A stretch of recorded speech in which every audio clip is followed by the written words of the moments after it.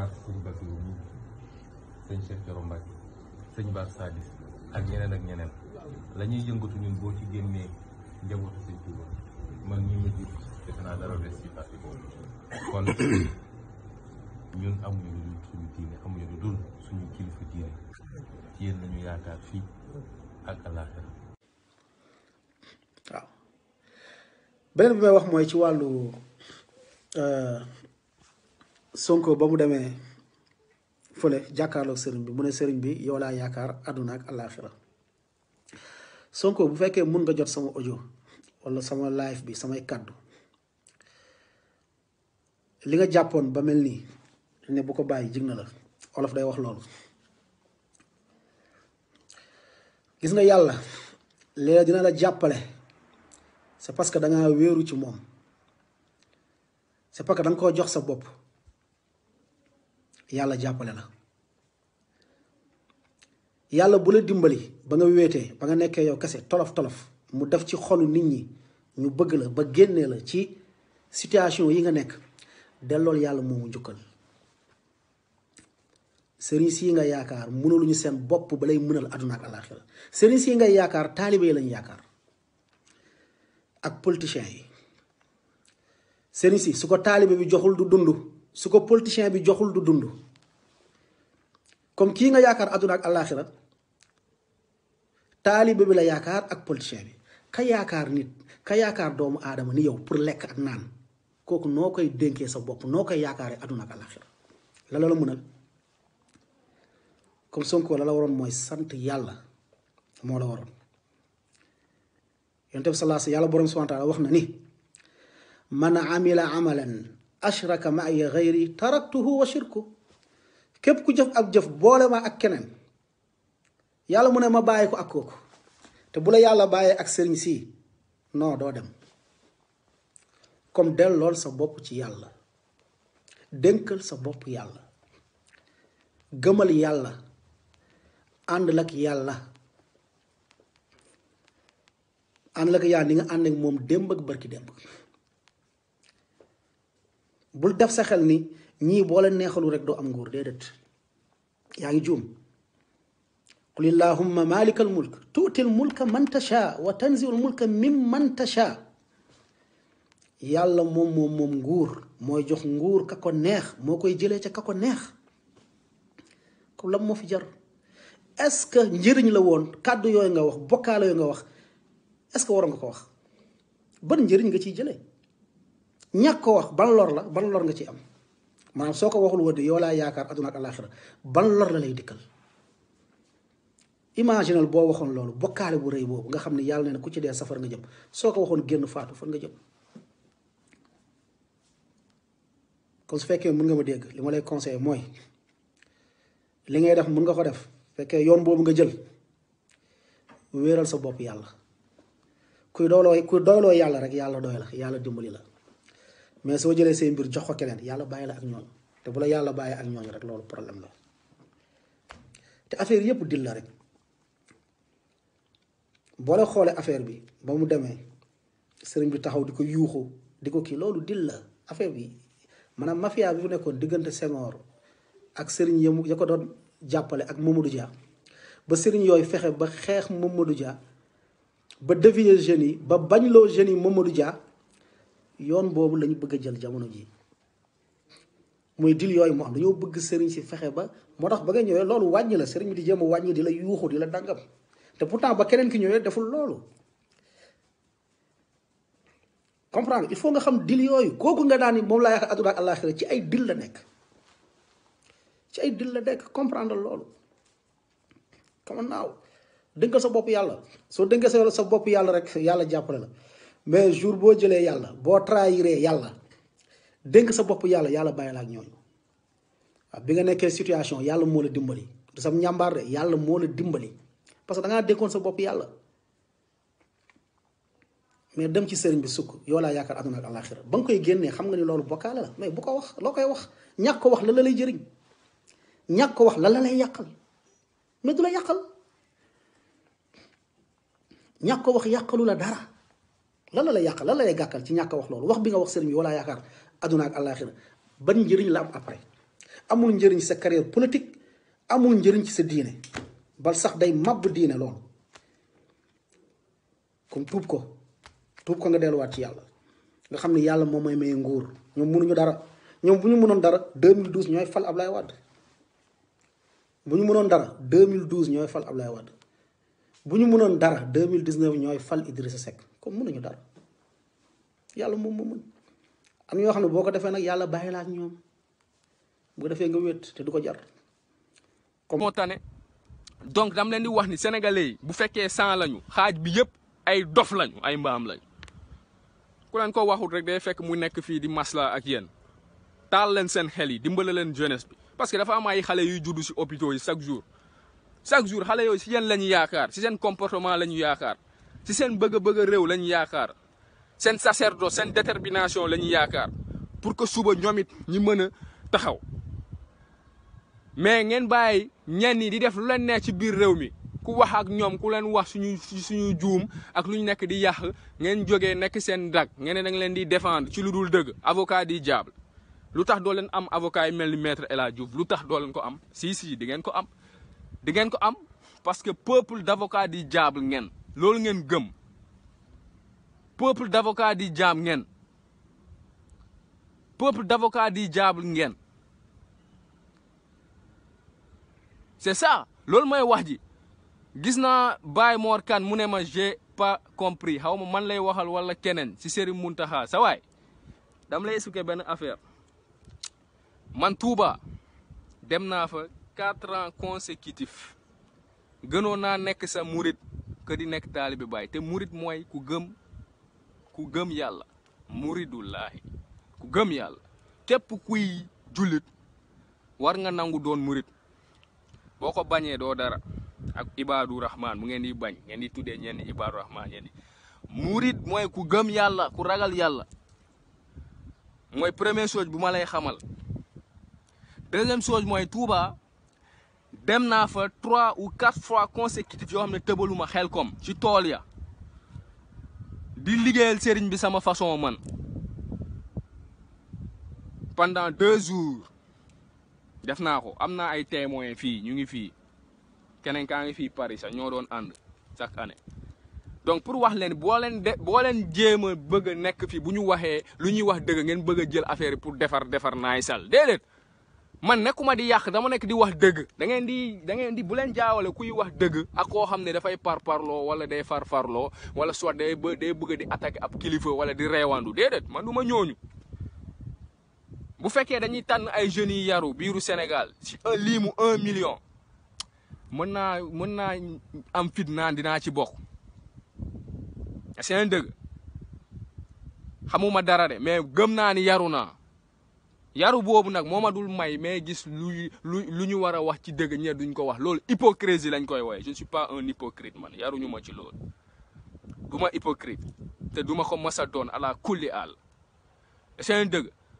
donc looloo tax ñuy wax ne ànduñu si communication xalif bi mais xalif bi lu tax muy waxee noonu kenn xamut man dama jàpp ni dañ ko infiltrer man loolu laa jàpp ma loolu wax naa ko ay samay mbokku taalibe murit yu bëri ay di samay frère yu baax ñoo xam ne ay murit lañu ñu ngi may suivre man lu may def nii am na ñu ma gën a jege di ay murit comme yéen munoon bu ñu meloon ni yéen mun nañ ma coob déglu leen ma mun nañ ma coob wala mun nañ ma mere wala def ma dara mais dañoo utiliser seen xel nekk seen sagu du ñu ay dof dam leen interpeller ma ne leen mais kilifa gi est-ce que infiltré wu est-ce qu'il est bien informé parce que xam nañ nu muy demee parce que gis nañ fii sortie fii ci média yi bu mu defee waxam boobu noonu mais waa parti au pouvoir la ñuy def dañoo utiliser communication contre Ousmane Sonko gis ngeen sorti maître El Hadji Diouf ak ñeneen ñuy wax ni voilà xalif bi wax na Ousmane Sonko dëgg lu mu doon wax Ousmane Sonko la ko doon wax parce que moo nekk di yóbbu xale yi si violence moo nekk di rey xale yi moo nekk di dugal ci mais dëgg la wala du dëgg réaction opposition kii bi parti au pouvoir yéen gisoo leen ko ñooñu yéen da ngeen ëpp ñooñu xel lu tax ñu utiliser loolu parce que dañoo xam ni xalif bi dafa juum ci loolu ñu utiliser ko pour seen bopp c'est de bonne guerre politique réel politique la c'est de bonne guerre léegi ñun du ñu ñëw wax ak xalif bi comme ça prochaine fois mu gëni xool info yi fu mu koy jëlee entre autres mu xool ñu ko wër est-ce que vraiment ay nit yu digne de confiance lañu est-ce que luñ koy wax ci lu xew Sénégal loolu la entre autres balaa ñii di gën a utiliser affaire du ñuy noyé parce que loolu lañ fi def Mamadou Dia xanaa yéen demoo leen jàng archive yi xamoo leen lu ñuy def Mamadou Dia fii ak Serigne Fallou jaxasewuñu ko ak Serigne Fallou ak borom baatin bu Serigne Fallou xàccee dóor la yàq na Mamadou Dia te Mamadou Dia moo waroon defar Sénégal booy bu ñu naxante waaye booy ñun dañuy recherche comme yéen ñuy lire te lu ñuy lire sax mun na am ñu bëre si yéen sax duñ ko lire bu la ñuy fontu loolu mooy wax ji bu la ñu fontu dama ne xam-xam nag du nekk làkk tubaab bu set mooy tax ñu ne da ngeen am xam-xam de yor accent français moo nekk luy gën seen bopp ak seen dënn moom mooy xam-xam loolu mooy xam-xam musoo leen gis làkk français bu defar immeuble wala mu defar métro wala leneen culture linguistique ok c'est bien entre autres mais bu ñu naxante gënoo leen ñu xam lu tubaab yi di wax lu ñuy bind gënoo leen ñu xam tamit lu arabe yi di lijjante parce que dañuy recherche seeni bouquin yi suñu kilifa yi tamit ci lu ñu juum ci communication tamit gënoo lañ ko xam parce que ñun dañoo toog pendant 5 ans di jàng communication niveau master laa yor en communication xam naa lan mooy pouvoir des mots xam naa lan mooy guerre de l'information xam naa lan mooy puissance média yi mais xalif bi daf si juum loolu la ñeen di wax il faut que ngeen nangu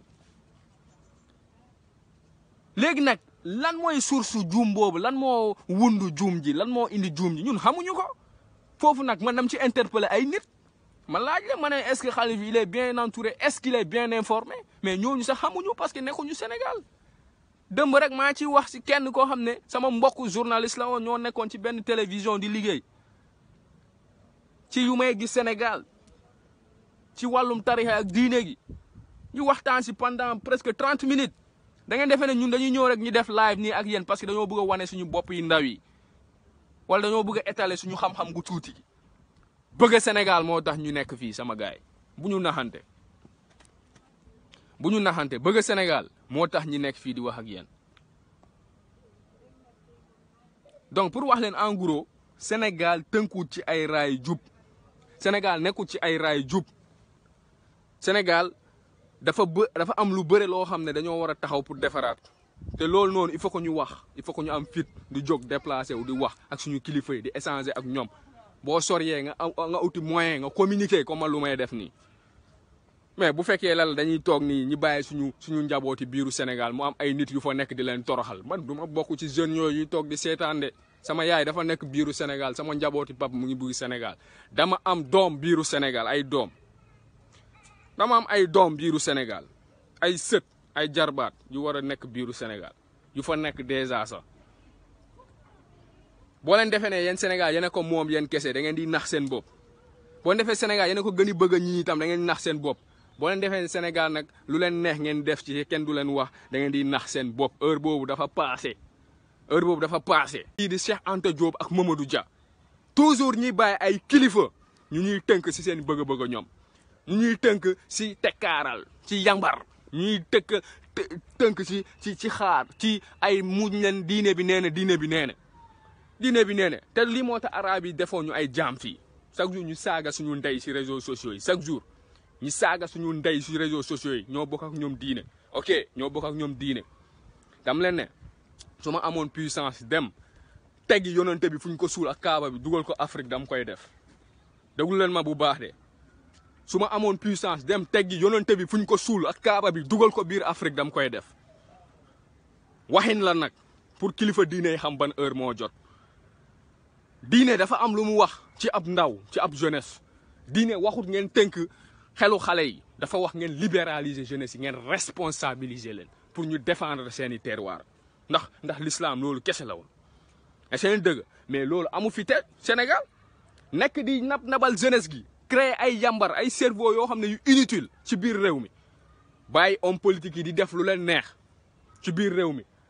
luy xew si suuf ñun fekkew ñu ko xamuñu ko mais mun nañ ci ñaaw njort parce que si seen discours seen comportement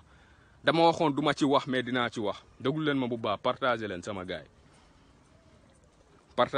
gaay balaa sama batterie di gën a faible partager leen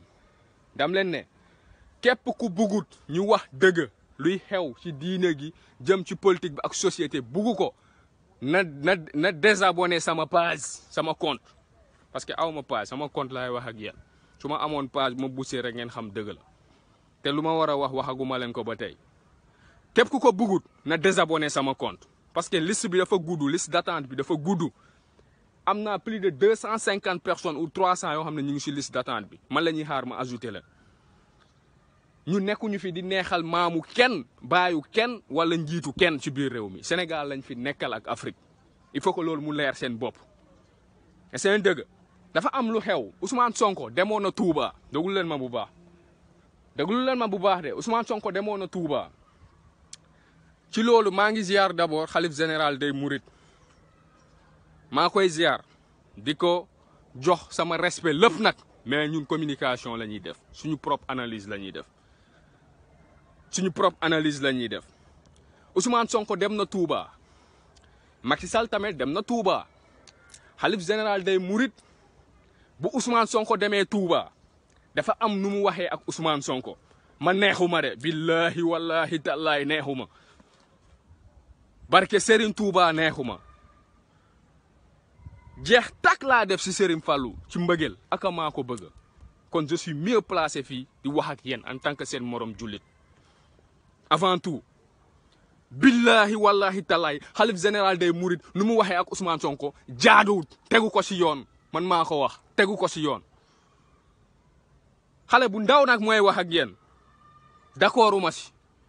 xam nga lu tax ma ne leen d'accordu ma si dafa am lu xew Sénégal xale bu gën a tuuti Sénégal xam na ko xale bu gën a ndaw Sénégal xam na ni lii xew ci état bi la jógee xale yu faatu ci responsabilité état bi la jógee ñu doon rey xale yi tamit ci responsabilité état gi la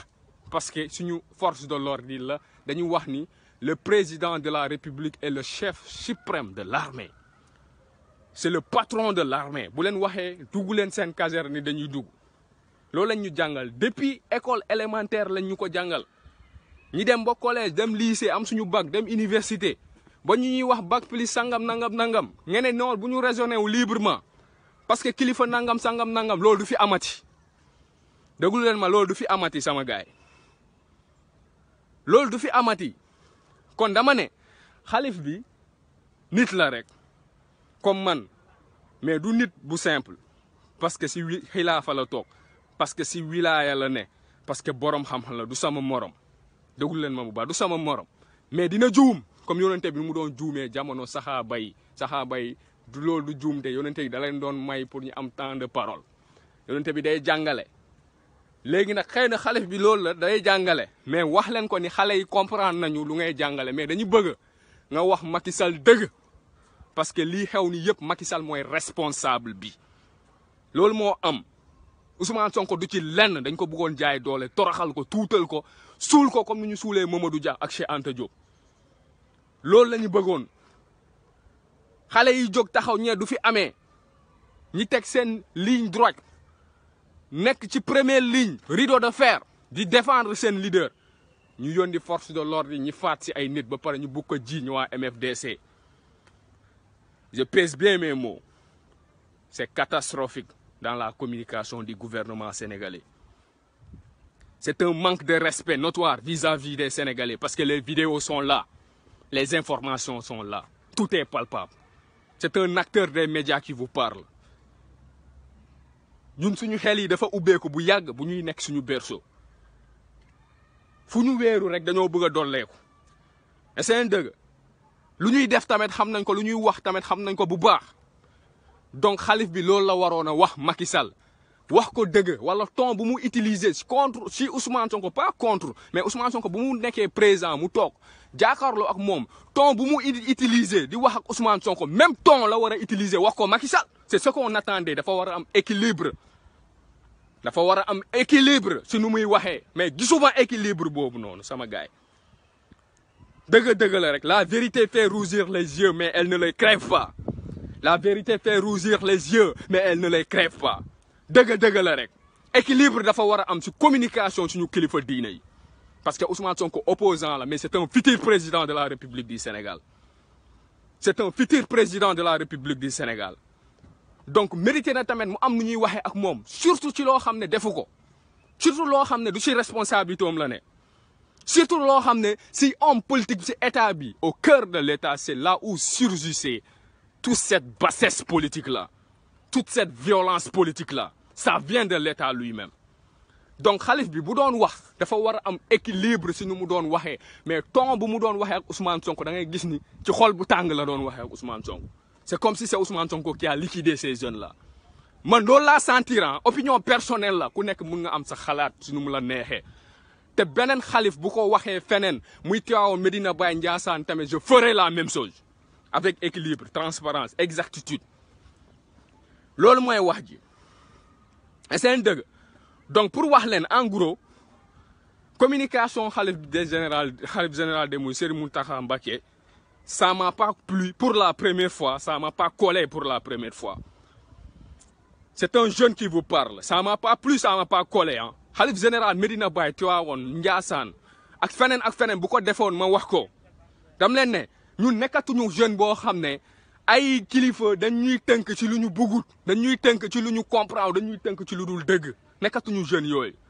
Sénégal moo jeex suñu xol ak Afrique nit ku ñuul dafa sonn nit ku ñuul dañ koy toroxal fu ne ci adduna bi xanaa xalif yi xamuñ loolu reyuñu fii suñu mbokku Gambien bi fii bitim réew xanaa gisu leen loolu gisu leen nuñ ko reyee gisu leen nu mu ñaawee parce que nit ku ñuul la léegi bu fekkee suñu njiiti bëgguñu defar ay jeunes yoo xam ne dañuy fippu seen biir continent moom lépp dëgg xoonu ñëpp ñu fa nekk ñoo xam ne bëgguñu respecté ñu moom suñu lépp doxal suñu yëf ñu nekk fa di nelawal ab jeunesse bi di tëral ay communication yoo xam ne kenn du comprendre lu mu doon ba pare ñu ne kenn bu mu wax man waxuma ak ay fanatique non waxuma ak ay fanatique taalibe mooy wax ak yéen nasril xaqi bil xaqi salaatul fatiha salaatul alal nabi dam koy fëgg ba sama kurus di sab damay zikru laa bu baax a baax te xam naa lu bëri si diine dama jeex si yàlla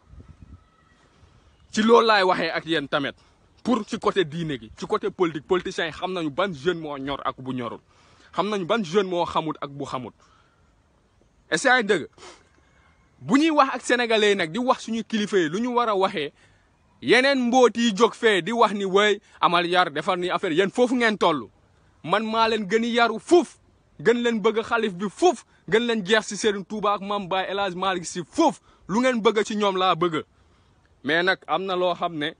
bu jotee tamit dañ koy waxante suñu biir parce que si politique la ñu ne te discours suñu xalif généraux yi ça joue ça pèse am na lu muy def ci politique bi am na lu muy defar wala lu muy yàq donc bu amee ay incohérence c'est bien bon ñu ñëw taxaw fii ñu wax joxe suñu point de vue et c'est dëgg loolu mooy wax ji bu fi kenn ñëw di ma wax booy dalal ay sangam na nga sa waay garder leen seen commentaire yi fee man yoruma fetal xam nga la laa yaakaar rabbu samawati wal ard yoruma lenn lu ma mën a aar man gëwuma yooyu noonu mais gëm naa diine bi ak yonente gi gëm naa xaqiqa ak charia gëm naa suñu kilifa yi ci lu ngeen sas ci mission lu seen maam yi sas ci mission mais bu amee ay incohérence lu tax duñ ci wax lu tax ngeen bëgg ñi ñuy nekk ni ay jaam yuy sëgg rek même jamono yonente bi daanu toon am saxaaba yi dañoo doon am temps de parole dañuy doon poser yonente bi ay question xadis yaa ngi fii dem leen xool mais xam nga boo amee peuple de fanatique peuple boo xam ne si euphorie la ne doo leen dëgg si dara doo leen comprendre c'est ça le problème donc pour wax leen ni moi personnellement en tant que talibé nekk waa ëxlu sufiyanke parce que soufisme mooy base u Sénégal d'accorduma ci comportement yeneen suñu kilifa diine yi du ñëpp nag wala souvent seen sortie yi ak seen tekkaaral yi et souvent seen prise de position yi ak seen communication d'accorduma ci mais am naa plein droit ma wax ko léegi keneen tamit ku am leneen na ma ñëw woo ñu waxtaan ci man je suis libre je suis prêt à discuter à débattre pare naa su fekkee waxtaan rek question boo leen ma poser ma jox leen réponse dañ ma defar ba pare ci loolu sama gaay yi c'est dëgg donc pour wax leen ni Ousmane Sonko sa keroog bu muy toog di déglu xalif bi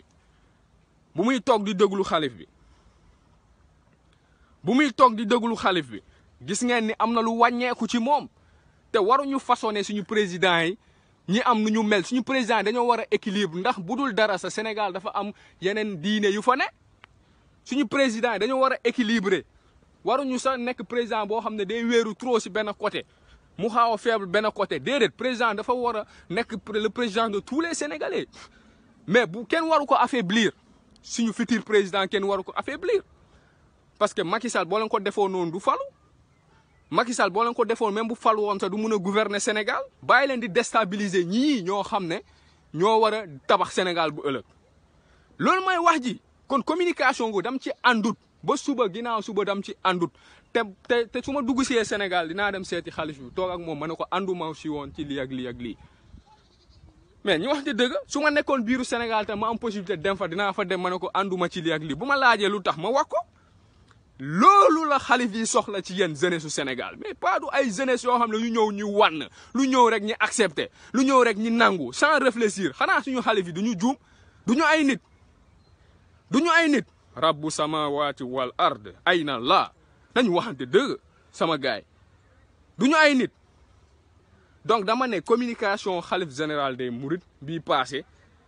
ci Ousmane Sonko ànduma si lu tax sama gën ci bañ a ànd Macky Sall dugg na nu mu doon waxee ak Macky Sall waxewu noonu ak Ousmane Sonko nu mu doon waxee ak Macky Sall waxewu te le plus grand responsable de cette affaire là moom la mooy président de la République parce que premier jour bi su neexoon Sénégal am jàmm lépp calme mais bëggutoon loolu parce que moom benn objectif rek la amoon ak ñu ko wër mooy liquider kii di Ousmane Sonko te xamuñu lu ñu yenu dafa di seen loxo parce que le gars n'est pas n'importe quelle personne gënuñu ko juddu gënuñu ko dëkkuwaay gu baax gënuñu ko yar gënuñu ko ci jege yàlla gënuñu ko jege ci yàlla jege yàlla fii homme politique yi fi gëm yàlla yëpp xam nañ leen kàccoor yi yëpp xam nañ leen ñu ñàkk teggi ni réew yëpp xam nañ leen ñuy sàcc alalu réew mi yëpp xam nañ leen mais ñooñu duñ leen wax dëgg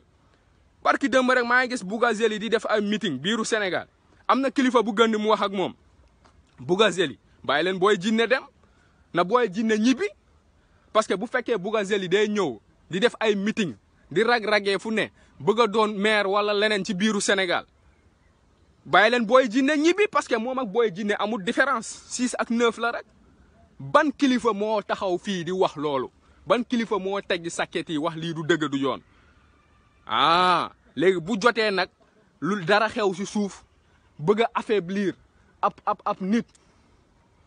ñu utiliser suñu kilifa yi des fois sax duñ ci xam dara parce que yàgg naa ko wax xam nga sénégalais yi souvent dañuy bëgg nga wax lu leen arrangé te ñun nag yarewuñu pour ñuy wax ci lu leen arrangé ma sama maam ku jur sama pap déglu leen ma de waxuma leen sama pap de sama maam bu jigéen koo xam ne moo ma yar di doon ab genre ren Amazone bu puissant boo xam ne fulla la àndal ak comme Aline Sitoé Diatta comme les femmes de Talata Nder sama maam bu defee erreur foofu si saa si laa koy waxal sama gaay fii dañ fiy jógee ñun ñëpp ana Maam Baye deewul El Hadj Malick Sy demut noppalekawul Serigne Touba wàccul noppalekul Maam Baye nelawul Bunkunta Ndiassane nelawul yonente bi sax nelawul na fii kenn du fi des ñoom ñëppay dem kon nañu waxante dëgg mbir yi foofu la ñun fa la ñuy waxee du reewandu de du fougue de la jeunesse comme noonu lañ ko xamee man dama moom sama xel dofuma ku yaakaar ni man dama nekk ci émotion wala ci leneen danga ma xamut fexeel nga jege ma nga xam di nga xam ni je suis loin d'être ñan la Senghor di wax ne l'émotion est nègre la pensée xawma le savoir est tel man du ma ñooñu laa leen wax nii damay ànd ak nit ci dëgg boo juumee ma wax la juum nga wax ma lu tax loolu ñu continuer ñu dem parce que xam nañu luy sëriñ suñu kilifa yi ñaata kilifa ñoo fi def conférence wax ñu lan mooy sëriñ ak taalibe mais xam nañ ko ba pare booy kenn duñu ko jàngalaat kenn mënatu fi bind ba bind lu Serigne Touba bind kenn mënu fa fi tënk xam-xam ba tënk nu ko Baye Niass tënkee kenn mënu fi dekk conférencier ba nga raw maam Abdoul Aziz Sy Dabakh ñoom bu ñu defee comme ñooñu mais kenn du leen wax dara mais dafa am lu doxut parce que dañ nekk di tënk ci jeunesse di tabax ay esclave moderne man maa ko wax ay esclave moderne lañ nekk di tabax ndax am na lu nekk di xew sa ci biir diine bi mënuñu ko régler ñoom chaque jour nga gis fi ay vidéo yu doy waar dëmb rek maa ci wax suñu benn mbokku taalibe ma ne ko yan miy jege tarixa yi ak yooyu am na yuy xew foofu wax leen parce que ñun mënuñu wax seen place ñun politique la ñu xam mais bu ñu gisee tam luy diine di yàq ci biir politique nañ ko wax boy mbir yi loolu la donc dama ne communication boobu dam ci àndut te xalif bi bu ma invité wala bu ma invité woon man bu ma dugg see Sénégal naa fa dem ma wax ko lu ma bëgg a ñoom ñu def ma déplacé dem Tivaouane dem def mais idem xanaa ñu tëjal ma buntu bu ma fa dugg bu ma fa yegg mais dinaa ko def parce que ñoom bokk nañu suñu war a defar Sénégal mais day am nu ñuy def tamit jeunesse su Sénégal ay yaafus ñoo fe ne ay jàmbar ay fanatique ñoo xam ne xamuñu dara comme ay dag comme ay mbaam gëndu topp ñu si gën a bëre si ñoom bu fekkee nii la ñuy doxalee yàlla xam na kuy dugg safara mais gën nañu jege nitu safara du gëm sëriñ bi kese moo leen di dugg àjjana donc dam leen di wax ni sénégalais yi bu fekkee 100 lañu xaaj bi yëpp ay dof lañu ay mbaam lañu ku leen ko waxut rek day fekk mu nekk fii di masla ak yéen taal leen seen xel yi dimbale leen jeunesse bi parce que dafa am ay xale yuy juddu si hôpitaux yi chaque jour xale yooyu si yéen la ñu yaakaar si seen comportement la ñu yaakaar si seen bëgg réew la ñu yaakaar seen sacerdoce seen détermination la ñu yaakaar pour que suba ñoom it ñi mën a taxaw mais ngeen bàyyi ñenn ñi di def lu leen neex ci biir réew mi ku wax ak ñoom ku leen wax suñu juum ak lu ñu nekk di yàq ngeen jógee nekk seen dag ngeen ne da nga leen di défendre ci lu dul dëgg avocat di diable lu tax doo leen am avocat yi mel ni maître El Hadji Diouf lu tax doo leen ko am si di ngeen ko am. di ngeen ko am parce que peuple d'avocat di diable ngeen loolu ngeen gëm peuple d'avocat di diable ngeen c'est ça loolu mooy wax ji gis naa Baye Mor Kane mu ne ma j'ai pas compris xaw ma man lay waxal wala keneen ci Serigne Mountakha sa waay dama lay expliquer benn affaire man Touba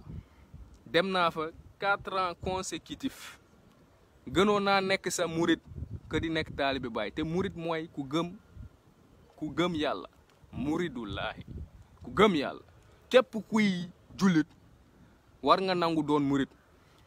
boo ko bañee doo dara ak Ibadu Rahman mu ngeen di bañ ngeen di tuddee ñenn Ibadu Rahman ngeen di murit mooy ku gëm yàlla ku ragal yàlla mooy première chose bu ma lay xamal deuxième chose mooy Touba